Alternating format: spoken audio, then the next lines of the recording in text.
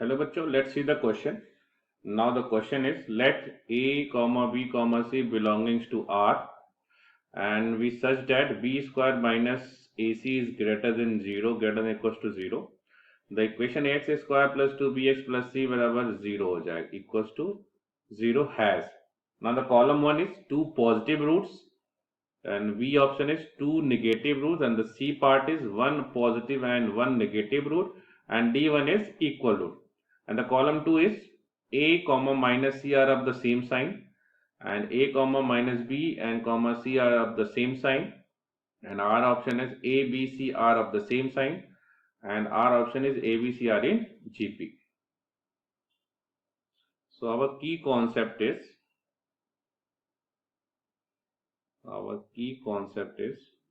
use sum and product of the roots.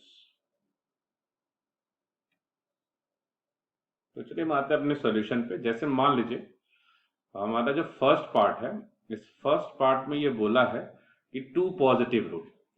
अच्छा, जब 2 positive root पूछा है तो उसका मतलब यहाँ पे क्या होना चाहिए कि सम ऑफ द रूट्स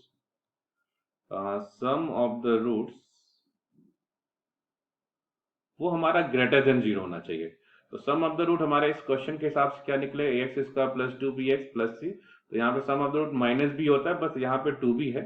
तो इसका मतलब क्या होगा, that is minus 2b upon ए.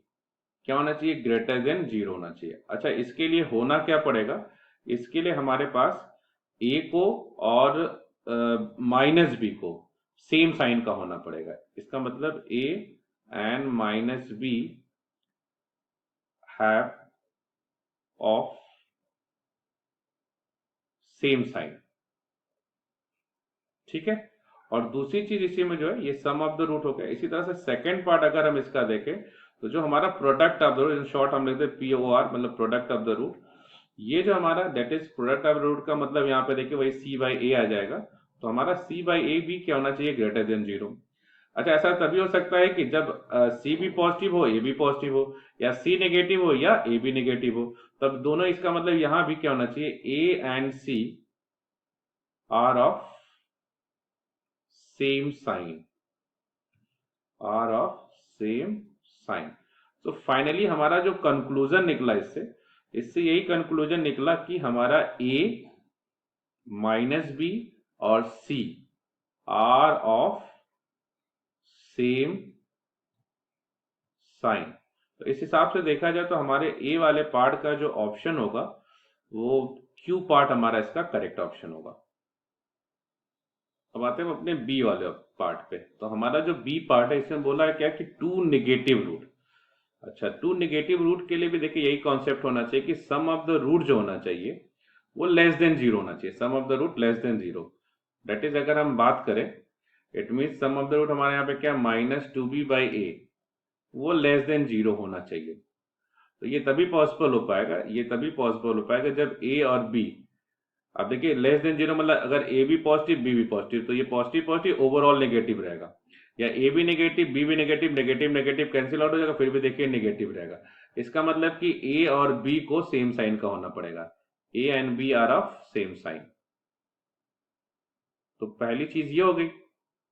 दूसरी चीज इसका भी देखिए प्रोडक्ट ऑफ द जो रूट है, इसका भी प्रोडक्ट ऑफ रूट हमारा क्या होना चाहिए, वो भी हमारा ग्रेटर देन 0 होना चाहिए.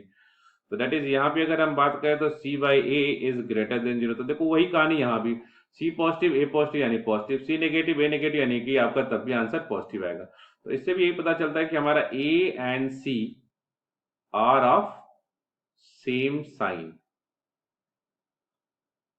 तो इसका जो फाइनल कंक्लूजन निकला कि इसका मतलब कि A B C are of same sign. तो इस हिसाब से अगर हम देखें तो हमारे पास जो बी वाला पार्ट है, इसका जो हमारा करेक्ट ऑप्शन जो होगा वो आर पार्ट हो जाएगा. अब आते हैं अपने हम सी पार्ट पे. हमारे सी पार्ट में दिया है कि 1 पॉजिटिव 1 नेगेटिव रूट. इसका मतलब कि अगर 1 पॉजिटिव 1 नेगेटिव रूट का मतलब ये हो गया कि ए और जो सी है, इसका मतलब ए और सी को अपोजिट साइन होना पड़ेगा. A and C are of opposite sign. A and C are of opposite sign. तो अगर हमारे ए और सी को अपोजिट साइन होना पड़ेगा तो हम डायरेक्टली आते हैं प्रोडक्ट ऑफ द रूट पे। तो प्रोडक्ट ऑफ द रूट इसका मतलब वो क्या होना पड़ेगा, लेस देन जीरो होना पड़ेगा। और प्रोडक्ट ऑफ द रूट अगर लेस देन जीरो होना पड़ेगा इसका मतलब ये हो जाएगा कि हमारा जो c बाई ए है उसको लेस देन जीरो होना पड़ेगा। अच्छा, ऐसा तभी पॉसिबल हो पाएगा जब हमारा a और c नहीं बल्कि minus C are of same sign. तो जब ये हमारा जो आर ऑफ सेम साइन, ठीक है। सो इस हिसाब से अगर हम देखें तो a and minus C are of same sign, तो इस हिसाब से देखें तो हमारे पास जो c वाला पार्ट है इसका जो आंसर होना चाहिए वो p पार्ट होना चाहिए। तो हमारा जो डी ऑप्शन है, अब इसमें बोला है कि इक्वल रूट। अच्छा, इक्वल रूट का मतलब वही कि हमारा जो d होना चाहिए इक्वल टू जीरो होना चाहिए। तो हमारे पास d यहाँ पे जो होगा बी स्क्वायर माइनस 4ac, लेकिन हमारे पास b की जगह 2b है तो 2b का स्क्वायर माइनस ऑफ 4ac। तो जब यहाँ पे सॉल्व करेंगे 4ac, तो सॉल्व करने के बाद यहाँ पे 4 आ जाएगा, 4b का, तो 4 कॉमन ले लेंगे तो ये b square minus of ac। अब बात आती है कि d आपका जीरो होना चाहिए। अच्छा, d तभी जीरो हो सकता है जब ए बी सी आपका क्या हो, जीपी में हो, क्योंकि हमें कंडीशन पता है कि जीपी का मतलब होता है बी स्क्वायर बराबर ए सी। तो क्योंकि जब भी बी स्क्वायर की जगह आप ए सी रख दोगे तो ये आपका क्या हो जाएगा, जीरो। यानी कि उसके लिए आपका ए बी सी को जीपी में होना पड़ेगा। अच्छा, ए बी सी को अगर जीपी में होना पड़ेगा तो इस हिसाब से देखा जाए हमारा जो डी वाला पार्ट है उसका जो आंसर हो जाएगा एस हो जाएगा।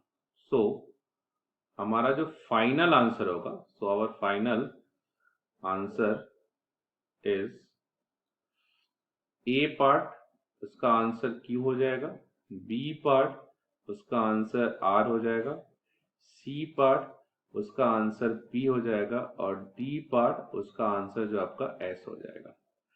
Hope you will understand. Best of luck.